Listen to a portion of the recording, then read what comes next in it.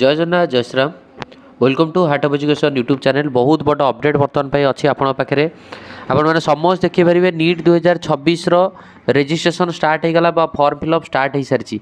देखो डेट ये 8 फेब्रुआरी रु 8 मार्च माने मासे टाइम दिखाई आप फॉर्म फिलअप करेंगे।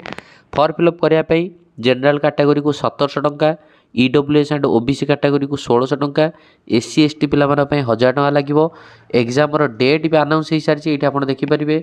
एग्जाम डेट आपंकर 3 मे रे एग्जाम हम दिन 2टा ରୁ 5टा एग्जाम कंडक्ट करा 3 घंटार एग्जाम हम। यार पूरा complete long video already upload हो सारी चैनल आपण मैंने समस्त देखिपारे। इनफॉरमेशन ब्राउचर को पूरा कंप्लीटली एक्सप्लेनेशन करके गोटे रिसेंटली वीडियो अपलोड करुँची इमिडिएटली।